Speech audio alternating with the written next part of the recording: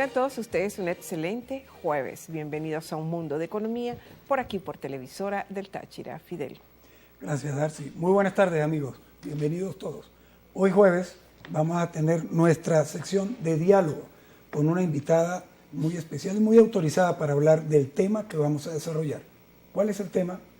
Casas de cambio en la frontera. ¿A quién beneficia? Ese es nuestro tema. ¿A quiénes benefician realmente? Para desarrollar esta temática nos acompaña con muchísimo gusto y para nosotros es un honor tenerla nuevamente aquí en el plató de Un Mundo de Economía, la doctora Isabel Castillo. Ella es presidenta de la Cámara de Industria y Comercio de San Antonio del Táchira. Bienvenida, doctora Isabel. Gracias por estar en el programa. Isabel. Bueno, gracias a ustedes. Bueno, las casas de cambio, como ustedes acaban de decir, esta casa de cambio, porque hasta el momento es una que ha sido creada ya en San Antonio del Táchira, el 16 de enero precisamente, hasta el momento, pues hemos visto que el beneficio para la colectividad en general, para el empresariado, vamos a hablar de Ureña, San Antonio, pues no nos ha causado mayormente ningún beneficio. ¿Por qué? Porque al inicio, cuando empezaron a crearse estas casas de cambio, primero era la formalidad, unos requisitos que en verdad pocos lo tienen, ¿no? Y algunos que no lo tienen. Y este servicio como tal de cambio de pesos bolívares que lo estaban ejecutando los operadores cambiarios fronterizos, este es el que posiblemente, dijeron ellos, el gobierno regional, que lo iban a ejecutar las casas de cambio, y no es así.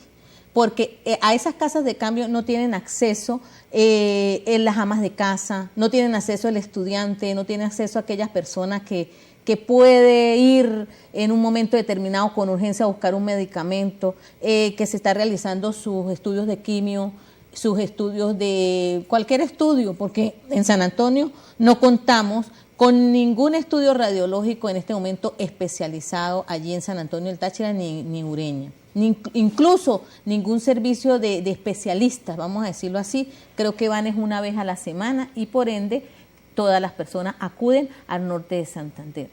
Vamos a hablar, y eso que en este momento las pocas industrias que posiblemente aperturen el próximo 15 de febrero, pues la mano de obra calificada, ¿de dónde va a venir? Va a venir de Colombia, la que pueda, la que quiere y la que desee con estas condiciones que tenemos actualmente en el país. Entonces, y en la frontera en particular. En la frontera en particular. Entonces, cuando vayan a accesar a esas casas de cambio, bueno, la última declaración de impuestos sobre la renta, ellos no lo tienen. O sea, no tienen, todas esas, tiene que ser venezolano como tal. Y entonces todas esas cosas pues en realidad no están accesibles al ciudadano fronterizo como tal, porque digo ciudadano fronterizo porque hay colombianos residentes allí, hay venezolanos que no están, legalmente no tienen esa declaración de impuestos sobre la renta, más que todo, ¿ves? Así es, ¿no? Y los requisitos, doctora. Los requisitos. Por ejemplo, poner la última declaración del impuesto deja por fuera a toda la gente que gana sueldo mínimo. Casi la mayoría. De hecho, los trámites son tan lentos y tan engorrosos. Fíjate lo que están publicando hoy los medios en Cúcuta, los medios de comunicación. Crecen las denuncias de venezolanos que no han podido retirar sus pesos de la casa de cambio mencionada, que no encuentran sus registros. Claro, efectivamente. Imagínate tú. Entonces hay una cantidad de gente que le han asignado y no pueden retirarlos. No pueden retirar. Esto según Bolívar Cúcuta. Y van desde Maracaibo, vienen desde Maracaibo hacia Colombia. Imagínate, el alojamiento, el transporte y comprenderás, llega allí y dice, no, tu registro no está. Tiene que estar 2-3 días. Entonces, lo poco que va a tener de utilidad, vamos a decir, de beneficios, se lo lleva el alojamiento, se lo lleva el pasaje, se lo lleva la alimentación. Y las comisiones. Eso. Estaban hablando de que supuestamente eran a 4.10, que iba a ser ese cambio, ¿no? De peso, que le iban a dar a 4.10. Toda la gente, pues encantada, estaba esperando que sí fuesen 4.10. Pero resulta y acontece de que en realidad las comisiones se comen casi el 40% de lo que supuestamente le van a ir. No a 4.10, es a 2 y pico. ¿No? O sea, no es a 4.10, es a 2. Vamos a decir, redondeando es a 2. Entonces la gente se da cuenta que no hay ningún beneficio, es una vez al mes. es una vez al mes. Y tardan semanas. Y no cualquiera, un estudiante, una ama de casa tiene todo el dinero que tiene que depositar y esperar. O sea, hay muchas cosas que en realidad la medida esta de las casas de cambio que decían que iba a darle un valor más a nuestro bolívar, lamentablemente no es así. Al contrario, nos hemos dado cuenta que desde el 16 de enero, hoy es que estamos ya, hoy 9 de febrero, 9 de febrero, mes, pues casi. hemos visto que está igual a 8.5, a 9 de pesos a bolívares a 9. El dólar incluso ha bajado en Colombia, está a 2.750. Entonces, ¿dónde está la verdad? La verdad verdadera, vamos a decirlo. Exactamente, porque una de las justificaciones que dio el gobierno nacional, sobre todo, era que iban a ser implementadas para ir atacando esa brecha entre el DIPRO, el DICON y con el dólar paralelo. Seguimos nosotros con esta temática, estamos conversando sobre las casas de cambio en la frontera. ¿A quiénes beneficia realmente? No se aparten, por favor, enseguida regresaremos.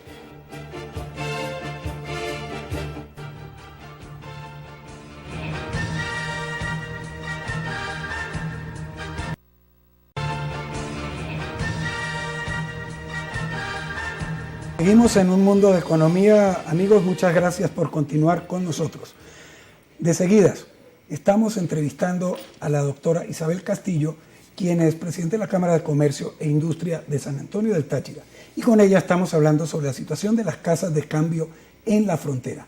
¿A quién beneficia la casa de cambio en la frontera? Y esa es la pregunta que me gustaría hacerle en este momento, doctora. ¿A quiénes benefician esas casas de cambio en la frontera?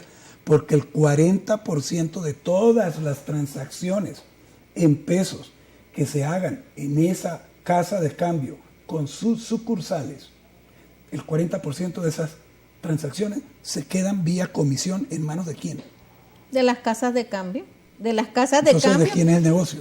Bueno, lo único que les puedo decir es que no es del ciudadano de frontera. El beneficio no va al ciudadano de frontera. ¿A quiénes beneficia? Al ciudadano de frontera no lo está beneficiando para nada. Están beneficiados, bueno, los autorizados por el ciudadano, el gobierno nacional, a quienes hagan esas transacciones, porque les digo, y usted lo acabó de decir, el 40% le queda a esas casas de cambio autorizadas que están allí, que en este caso estamos hablando de la de San Antonio, que es una sola.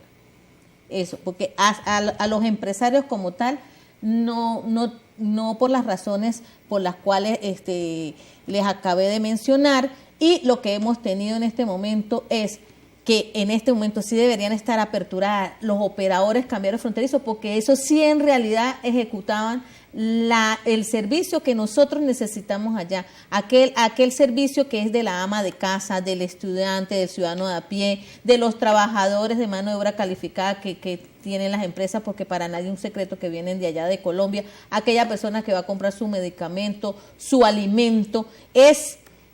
Es humillante para un venezolano dejar el poco dinero de su salario mínimo, dejarlo en otro país y que le den una autorización, en una casa de cambio para que su dinero se lo den en pesos allá en Cúcuta, en el norte de Santander. O sea, es humillante para un venezolano dejar lo poco que tenemos acá, dejarlo en otro país y que nos lo den en otra moneda que no sea el bolívar. Se ve en ninguna parte del mundo se reciben los bolívares si no es en Cúcuta, porque ni siquiera en Bucaramanga, ni siquiera en Pamplona, nada. Solamente en Cúcuta nos están recibiendo nuestra moneda. Y en ninguna parte del mundo nos están recibiendo. Ni siquiera bueno, vamos a decir, ni en Cuba, que podría ser, ¿no? Que nos estuvieran recibiendo los bolívares, por decir en algo. Parte del mundo. Doctora, el gobierno dice que esta medida es una medida limitada, porque nada más se van a otorgar entre $200 y $300 vía internet, a través por los pesos. Cuando usted hacía referencia a quiénes les van a quedar la ganancia, hablaba de las casas de cambio, pero en este caso sería el gobierno e Italcambio, que es la que está autorizada, la única. Okay. Pero aquí hay dos problemitas respecto a estas casas de cambio que se plantean, porque justificó el gobierno que era justamente para nivelar el dólar paralelo. Pero ¿qué pasa? Primero, el primer problema que estas casas de cambio con estas operaciones sería una reedición del DIPRO y del DICON, mecanismos que fracasaron. A nivel de Y el frontera. segundo, sobre todo el problema que puede surgir por la falta de transparencia, porque son operaciones limitadas y que nada más están establecidas para que sean llevadas a cabo en la frontera. Y ahí está el detalle. Claro, esto lo que ha traído es más informalidad, más corrupción de la que hay más informalidad. Por ejemplo, ¿para qué una persona hace esta transacción? Realiza la transacción. Primero, para cambiarlo, para dejarlo en peso. Lo deja en peso, lo guarda porque ya sabe que el bolívar no está en este momento, el valor es casi cero. Segundo, para cambiarlo en dólares, ¿no? Y tercero, para comprar medicina y alimento. Eso es lo que en este momento las personas que van allí cumplen con los requisitos, el destino que le están dando. Y esto no causa ningún beneficio a Venezuela, para nada. ¿Se combatieron las mafias? Que ese era otro argumento. Se organizaron aún más, aún más. Hay más gestores, imagínate, para bajar la planilla, la cita, están cobrando 20.000 bolívares. Para bajar la cita del registro. Para darte la cita, 20.000. Sí, un gestor, una tercera persona que se tiene que pasar todas las 24 horas porque es en la madrugada que accesan a esa plataforma, en la madrugada. O sea, hay cosas así. Es todo un entrabamiento, cada vez mayor. Cada vez es peor los requisitos, las formalidades, tanto para darle eso y dárselo en lo que no es, sino el 40% menos del valor estipulado.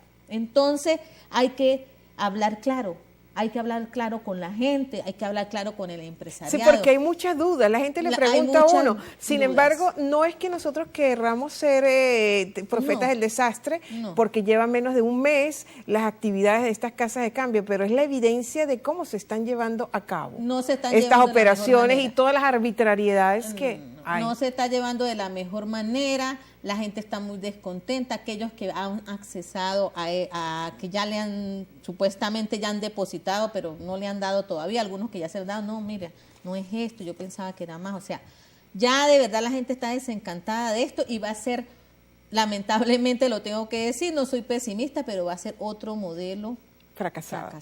¿Y cómo quedan entonces los operadores cambiarios que funcionaban antes del cierre de la frontera en agosto del 2015, que tantos años desempeñándose? 40 años, 50 años ejecutando ese servicio de pesos, bolívares, pesos, porque ellos eran las únicas transacciones que estaban autorizadas por el SUDEBAN, o sea, completamente legalmente establecido, ¿no? Y vienen de un día para otro, hace 2 años, no, tú tienes que cerrar, pero ¿por qué no tienes que cerrar? Y bueno, entonces, más de un dueño de estos operadores ya han fallecido precisamente por el trauma que les causó, por el daño que les causó. La impotencia, las pérdidas. La quiebra, o sea, de un día para otro, 40 años con mi familia aquí, de un día para otro no tengo absolutamente nada.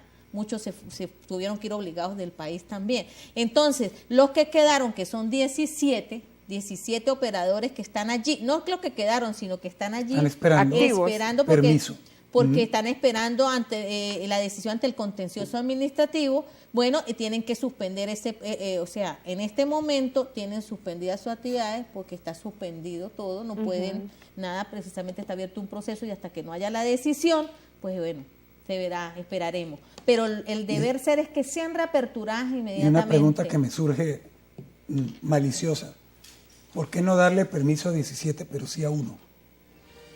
Esa es la pregunta. ¿Por qué no a 17 que han estado legalmente establecidos, han ejecutado su servicio como debe ser? Cualquiera podía ir con 1.000, 2.000 bolívares, para el pasaje, cambia y no necesitaban ninguna formalidad. ¿Por qué? Esa es la pregunta. Crear todo eso. Esa es la pregunta. Bueno, amigos, tenemos que hacer un corte comercial y regresamos con la tercera y última parte de nuestro programa de hoy con la doctora Isabel Castillo, presidente de la Cámara de Comercio de San Antonio. Ya venimos.